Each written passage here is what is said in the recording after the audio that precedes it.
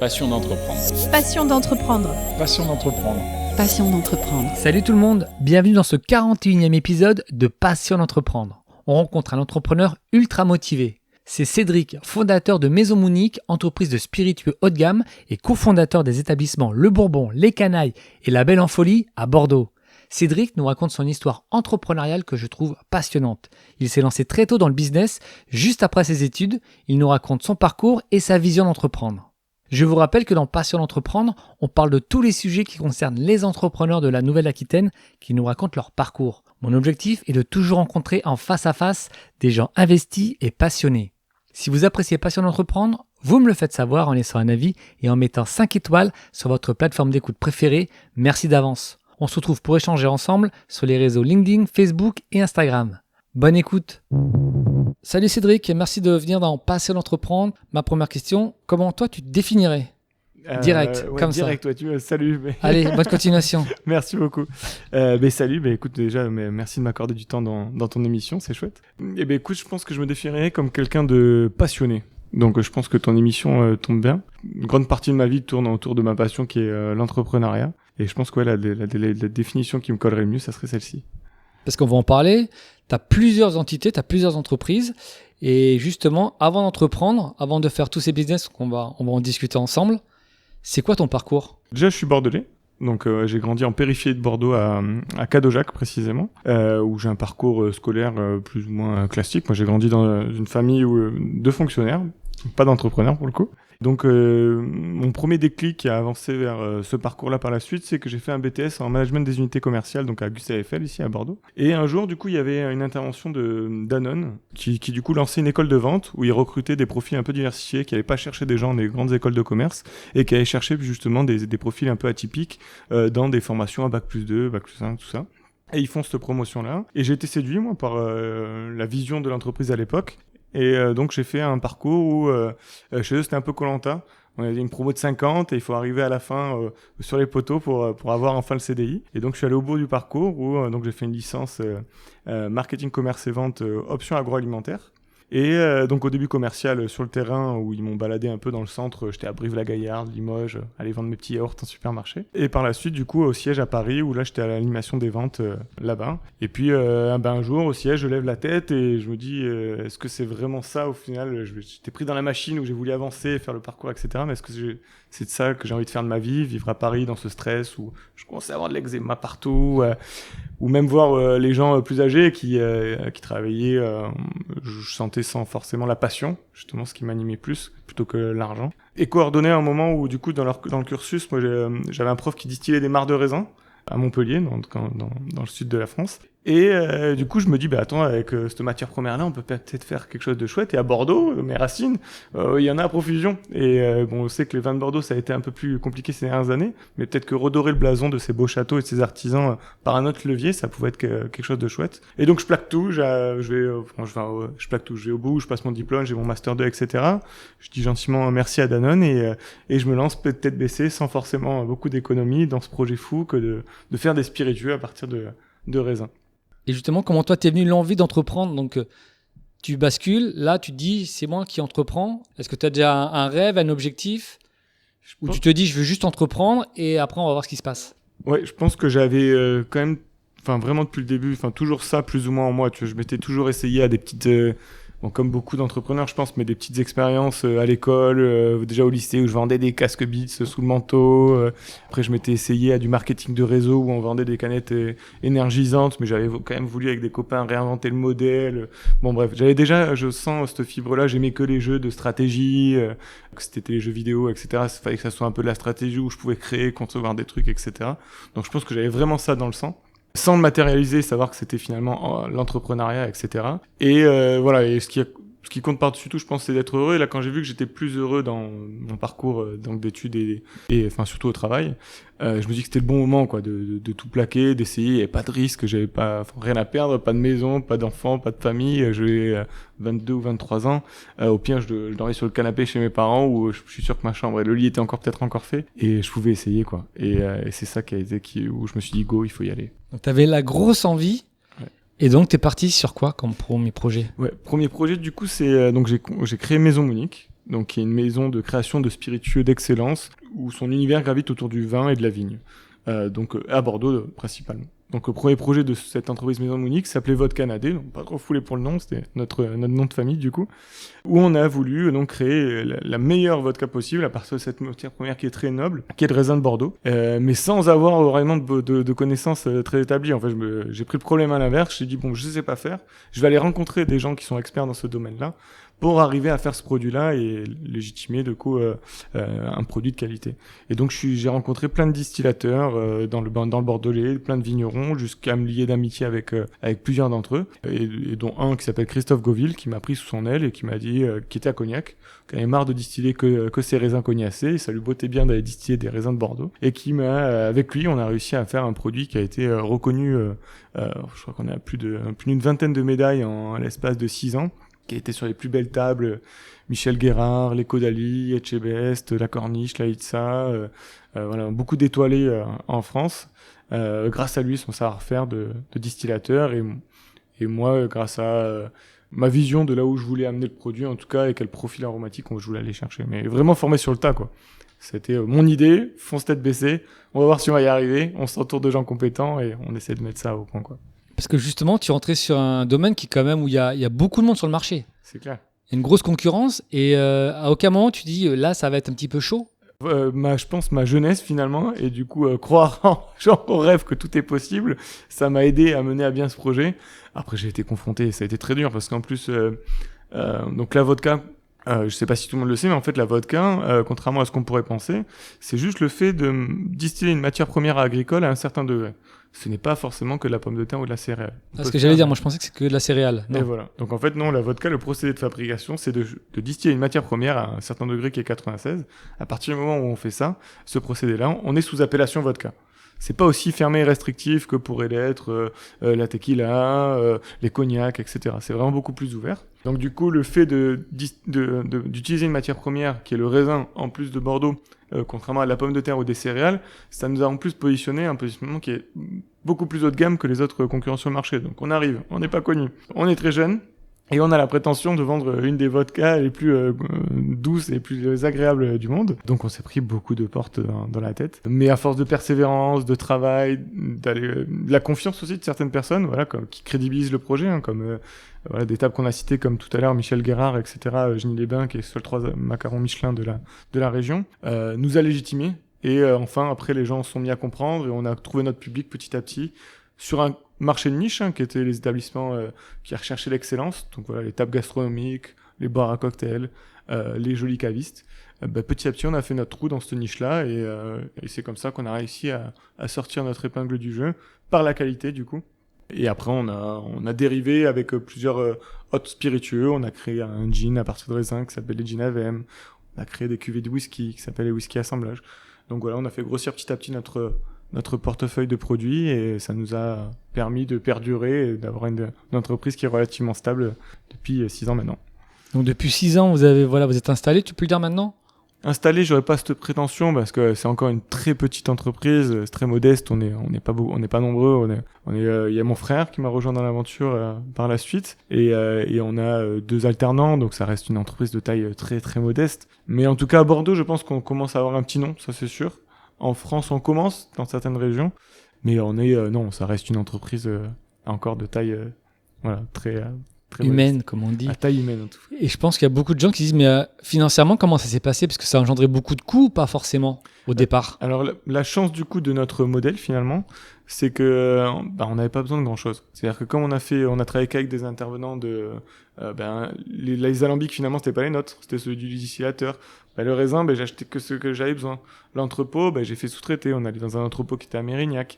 En fait, j'avais très peu de frais fixes, et ça m'a permis donc de gravir les échelons financiers de manière très saine, finalement. Et par exemple, quand il y a le Covid qui arrive, on met juste tout sur pause, on gagne plus de sous, c'est pas grave, mais on n'en perd plus. Je pense que ça a été la force, finalement. La force pour perdurer. Peut-être la faiblesse parce que du coup on avance plus lentement que les autres parce qu'on n'a pas tous nos outils, etc. Mais voilà, en tout cas c'est comme ça qu'on est structuré, c'est ce qui fait qu'aujourd'hui on arrive à avancer sereinement et sainement. Comme on dit, vous êtes plus petit, mais vous êtes flexible. Justement, vous pouvez vous adapter plus facilement qu'une grosse boîte. Mais par contre, pour grossir, ça met plus de temps. Voilà, ça met plus de temps. Mais du coup, on est tout en autofinancement depuis le début, quoi, finalement. Alors maintenant, la banque nous commence à nous faire confiance, donc on peut aller chercher des petits financements bancaires à droite à gauche, mais voilà, il n'y a pas d'investisseur derrière nous. On est 100% propriétaire du capital depuis le début, mais ce qui fait qu'on a une croissance qui est très modeste et saine, mais on est heureux dans ce modèle-là, ça nous plaît, et comme ça on fait ce qu'on veut, on est libre de faire ce qu'on veut, d'apporter la qualité qu'on veut à nos clients, et on veut rester dans ce modèle-là longtemps, j'espère. Toi, avec la banque, dès le début, ça s'est bien passé. Maintenant, quand il te voit, il a un grand sourire, il t'accueille, il t'offre un petit café. Bon, je suis pas allé chercher grand chose au début, voilà, on avait juste de quoi me constituer un stock finalement. Et j'avais mis toutes mes économies de côté que j'avais pu mettre en alternance, donc petites économies. Hein. Mais j'avais été accompagné par la chambre de commerce aussi pour crédibiliser mon projet. Donc j'étais allé les voir pour qu'ils m'aident à constituer mon premier business plan, etc. Donc en étant tamponné par la chambre de commerce et que c'est eux qui envoient le courrier à la banque, ils nous reçoivent et du coup le projet est un peu plus crédible. Donc voilà, le premier prêt a été emprunté de manière pas facile, je dirais pas jusque là, mais comme c'était pas des sommes astronomiques, voilà, on est moins de 50 000 euros, enfin, on reste sur des choses assez modestes. Ça a été facile et après ils ont vu qu'on arrivait à gérer l'entreprise de manière saine, même si que la progression fut constante, croissance à 2 chiffres jusqu'à présent quasiment tous les ans. Donc voilà, ils nous ont fait confiance et à chaque fois qu'on va chercher des financements, on reste très humble aussi quand on va aller chercher financement, ça reste des petits financements à chaque fois, ils nous font confiance et ils nous financent jusqu'à présent, on n'a pas eu de soucis jusqu'à maintenant. Par rapport au début, pour avoir de l'information, pour avoir du conseil, comme tu dis, la chambre de commerce, tu trouves qu'on est bien aidé en France? Justement, on a accès facilement à l'information ou il faut quand même pas mal chercher et c'est un peu compliqué? La chance, c'est que l'information existe. En France, il y a, et je trouve qu'on est quand même relativement bien accompagné, que ce soit même financièrement, quand même, par Pôle emploi, ce modèle-là qui est de, même quand on monte son entreprise, de pas avoir à se penser à sortir un salaire les premières années parce que Pôle emploi subventionne. Je sais plus maintenant, ça a dû évoluer la loi. Moi, quand j'ai commencé, c'était presque 2 ans. Je trouve que ça, c'est une richesse en France, c'est une chance qu'on a qui est incroyable. Et après, non, oui, c'est vrai que j'ai recherché, j'ai tapé, j'ai fouillé, et j'ai fini par voir qu'il y avait des accompagnements possibles par la chambre de commerce, etc. Donc, faut aller chercher, faut faire l'effort. De toute façon, je pense que quand on entreprend, faut aller chercher les choses, et ça vient pas forcément tout le temps à nous de provoquer un peu notre destin. Mais en tout cas, elle est là, elle existe, et on a cette chance-là, et je pense que c'est chouette, et qu'on a la chance, et qu'on est quand même bien loti pour ça en France. Justement, par rapport à ton parcours, quel conseil tu donnerais à des futurs entrepreneurs? Je pense que je vais sortir quelque chose de peut-être un peu lambda, mais on voit, en tout cas moi je vois au fil des années que peut-être qu'au début j'étais un peu timide et que je n'osais pas aller vers les gens, aller demander, solliciter, m'entourer, etc. C'est ça qui nous fait avancer, je trouve que c'est les gens et les relations humaines, donc c'est aller rencontrer, se bouger, sortir de chez soi, aller même si on trouve ça au début un peu peut-être surfait, mais aller à ces réunions d'entrepreneurs parce qu'on peut-être qu'on y allait 5 fois que ça servait à rien, mais au final on a fait une rencontre qui nous a fait avancer. Voilà, moi je pense que peut-être le conseil lambda de base que je donnerais, ça serait celui-ci, quoi, d'aller rencontrer, de sortir de chez soi et de faire avancer les choses comme ça, ouais. On va parler aussi d'une question qui est importante. Là, tu as plusieurs activités. Donc, on a parlé donc, de Maison Monique, les spiritueux. Avec Hugo, qu'on a eu en interview dans le podcast, c'était l'épisode 18, pour ceux qui veulent l'écouter.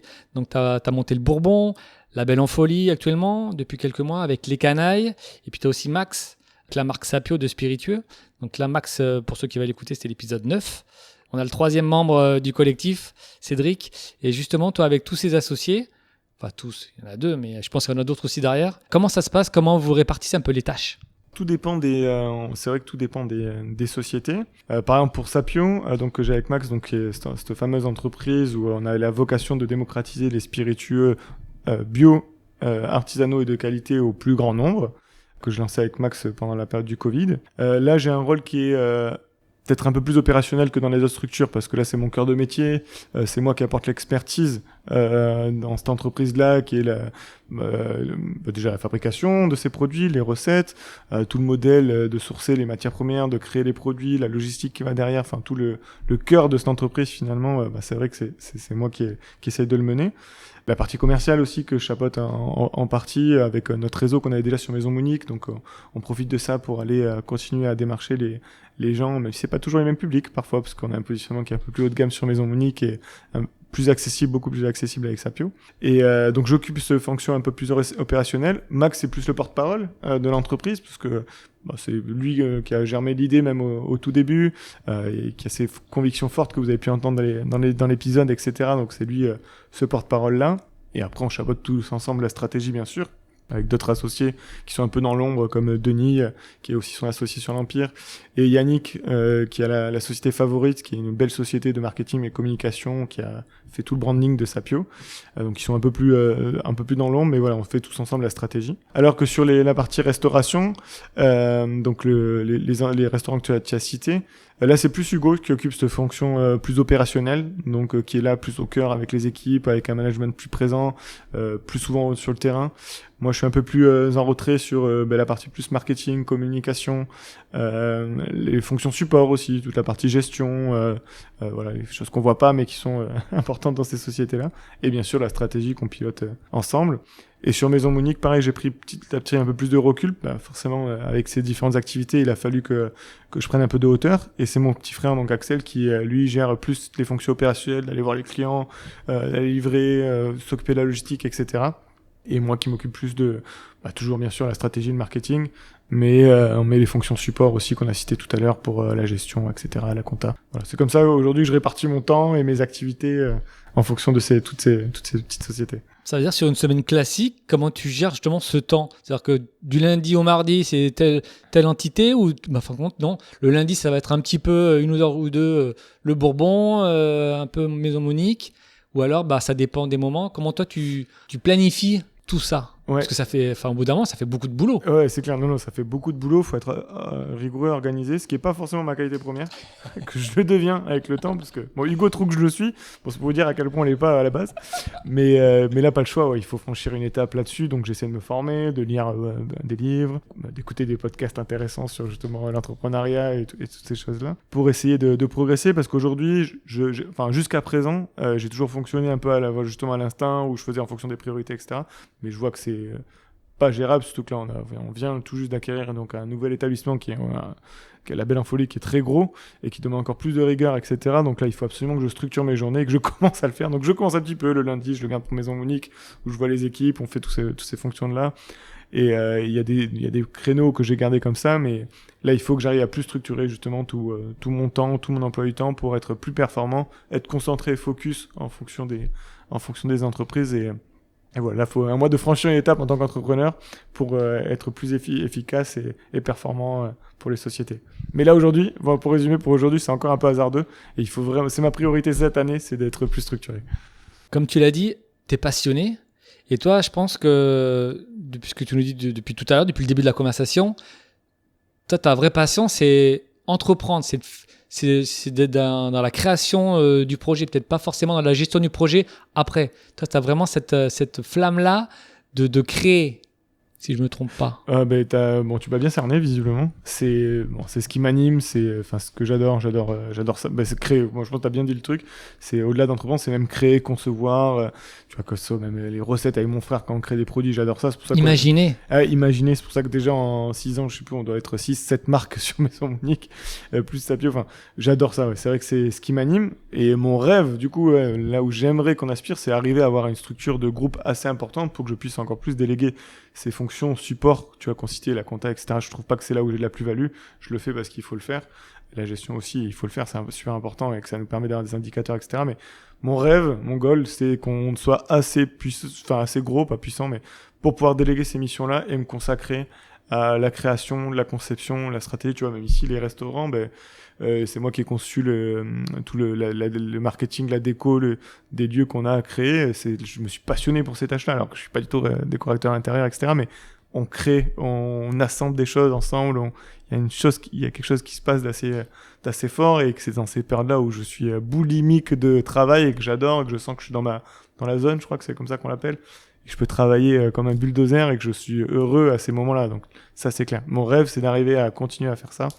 Et après, j'adore aussi, tu vois, toute la phase après de marketing de marketing et stratégie de nos entreprises. J'adore aussi être au quotidien de ces choses-là. Ça m'anime aussi, mais pas autant que la phase de création et de projet.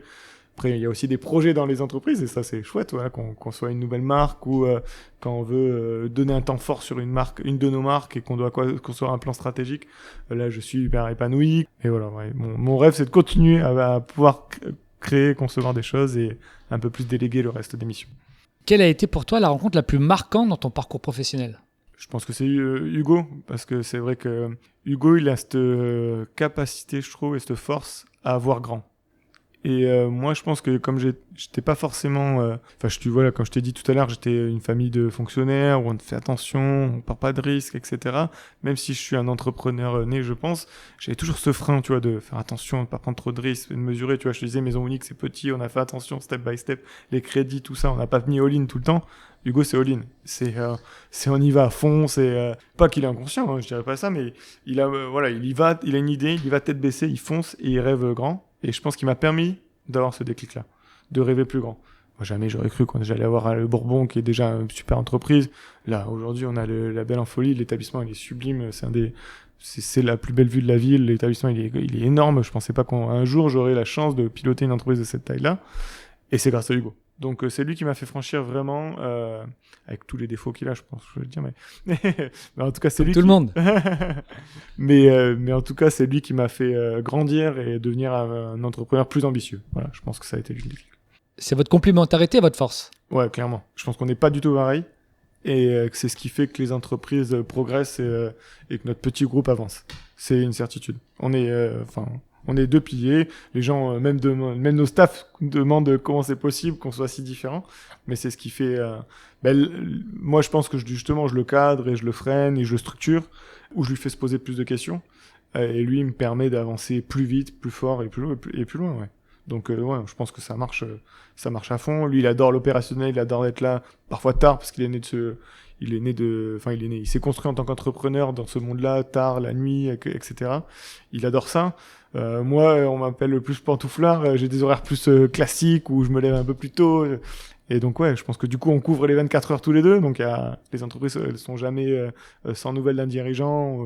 Donc, ça, c'est notre vraie force, ouais, je pense, à tous les deux. Ouais. Est-ce que t'as 30 ans, jeune trentenaire, j'ai un beau parcours, un long parcours.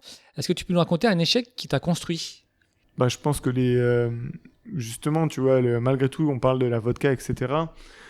C'est pas encore une victoire parce que moi, quand j'ai conçu le projet, c'était pas pour vendre que quelques centaines ou quelques milliers de bouteilles. Mon rêve, quand j'ai conçu malgré tout la vodka, c'était d'arriver à la diffuser au moins de manière nationale, de pouvoir faire de l'export. Aujourd'hui, l'export, on est nul. On envoie une caisse de par-ci par-là. Voilà, je pense que là encore, Maison Unique, on n'est pas. C'est pas encore une victoire. C'est une petite victoire d'avoir réussi à créer une entreprise et qu'elle soit viable.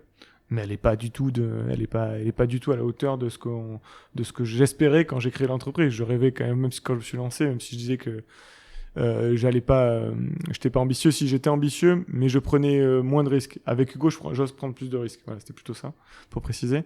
Et pour l'instant, Maison Unique, c'est pas là où je veux qu'elle soit. Et loin de là où j'aimerais qu'elle soit. C'est encore tu vois, je disais tout à l'heure, une très petite boîte. Et j'ai pas encore trouvé la clé pour craquer le code, quoi, tu vois, de cette entreprise. Et là, pour moi, ça, c'est encore un échec. Mais c'est ce qui m'a permis, du coup, de m'ouvrir à d'autres projets aussi, de m'oxygéner, donc de faire des rencontres comme celle d'Hugo, de me laisser porter sur d'autres projets tout en commençant à piloter.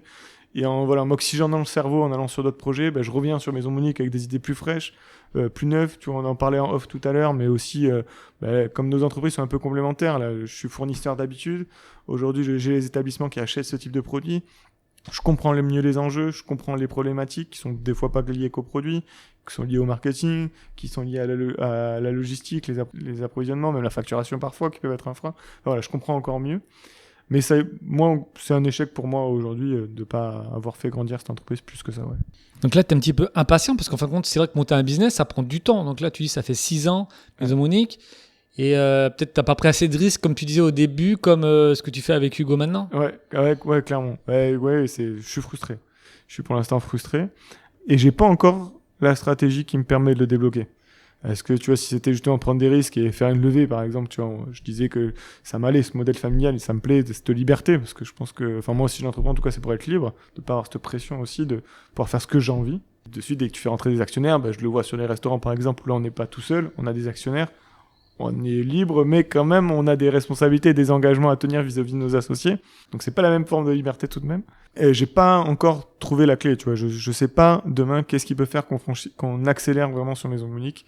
On va tester d'autres modèles de distribution, tu vois. Là, on avait internalisé aujourd'hui, on avait pris un commercial, on a pris des alternants pour faire ça. Bon, on voit qu'on n'arrive pas à faire grandir l'entreprise plus que ça. Bon, on va repasser à un modèle plus classique de prendre des agents, mais je suis pas sûr que ce soit qui nous fasse faire x10, x15, x20. J'ai pas trouvé encore le code. Et quand je vois des entrepreneurs de notre taille dans ce milieu aussi, bah, on est tous confrontés aux mêmes problématiques. Donc j'ai pas encore l'inspiration de voir des mecs qui ont craqué le code. Les mecs qui ont craqué le code, c'est des gens où au capital t'as un P. Diddy ou t'as 50 Cent et machin. Enfin là je vois que ouais, ça c'est des modèles qui ont l'air de marcher. Après je suis pas dans les finances, mais je vois qu'ils ont réussi à faire des entreprises de grande taille. Il y a un impact au niveau de l'image en tout cas. Voilà, l'image et le marketing, de toute façon dans les spiritueux, je pense qu'il est très important et que quand t'as peu de moyens, bah ça prend peut-être du temps. Il y a aussi des contre-exemples. Tu vois, nous on distribue une marque qui s'appelle Classé Azul. C'est une marque de tequila haut de gamme qu'on a l'exclusivité de distribution par l'intermédiaire de Maison Monique en Nouvelle-Aquitaine. Et c'est une entreprise qui a mis 15 ans à péter. Au début, ça a été difficile, comme nous ça l'a été, une croissance très saine et très lente. Aujourd'hui, c'est une marque internationale qui a inondé le marché, c'est un cas d'école tellement c'est fou parce qu'ils sont indépendants. Donc ça donne encore l'espoir de te dire que ça tient pas à grand chose, tu vois. Faut continuer, faut bosser, faut apprendre de ses erreurs, faut ajuster pour pouvoir trouver la clé. Mais il y a quand même des bons exemples comme cette marque qui te montre qu'on peut y arriver. Mais voilà, ça se compte sur le doigt d'une main. Donc à nous d'être dans ce doigt d'une main. Mais voilà, je pense qu'il faut qu'on arrive encore à mieux comprendre le marché, mieux comprendre les enjeux, mieux comprendre les stratégies pour grandir plus. Est-ce que tu crois en la chance ? Est-ce que la chance a un rôle important ou pas dans le business ? Oui, parce que faut avoir la chance d'en faire des telle ou telle rencontre, mais bon, faut la provoquer quand même. Donc je suis un peu je suis en demi-teinte sur ce sujet. Oui, il y a de la chance bien sûr, il faut être là au bon moment, au bon endroit, etc. Mais si tu restes dans ton canapé, t'as pas de chance. Donc il faut quand même bosser et faire les choses pour avoir de la chance. Cédric, est-ce que tu as un mot ou une phrase pour te motiver toi tous les matins ? Non, j'ai pas ce truc, j'ai pas ce cliché d'entrepreneur qui... Il faudrait, hein, parce que tu vois, quand tu lis tous les bouquins, on me parlait tout à l'heure de développement personnel, etc., ils ont tous ce fameux de why, etc. Moi, je l'ai pas encore matérialisé. Et peut-être que c'est une chose qu'il faudrait que j'arrive à faire pour peut-être, pareil, franchir un cap en tant qu'entrepreneur. Mais j'ai pas encore trouvé ce truc. Moi, je sais juste que ça me passionne. Je pourrais plus jamais faire autre chose, je pense. Ou alors, c'est vraiment, j'ai pas le choix. Si je repars à zéro, je serai salarié, mais je vais tout mettre de côté, je repars sur un autre truc, c'est sûr. Ça, c'est en moi. Mon why, c'est de pouvoir être libre de faire ce que j'aime tous les jours, quoi. Mais c'est pas tous les jours vrai, parce que tout est pas rose. Il y a plein de, tu vois, on parlait tout à l'heure des contraintes que j'ai pas encore trouvées, moi. Comment je rêverais d'entreprendre, c'est pas encore à aussi faire la compta, les conneries, etc. Mais c'est ça peut-être d'ailleurs, tu vois, c'est que je me lève peut-être tous les matins d'ailleurs en me disant allez, continue de bosser parce qu'un jour tu te lèveras tous les matins à faire exactement uniquement ce que t'aimes, mais je l'ai pas matérialisé encore. Pas mal ça. Merci beaucoup Cédric et longue vie à tous tes business alors. Eh ben ouais, et au prochain. Et au prochain, ouais. Au plaisir. Au plaisir, merci. J'espère que vous avez apprécié cet épisode. On en discute ensemble sur les réseaux. Soyez forts et déterminés dans tous vos projets. On se retrouve très vite dans de nouveaux épisodes de votre podcast. Passion d'entreprendre. Passion d'entreprendre. Passion d'entreprendre.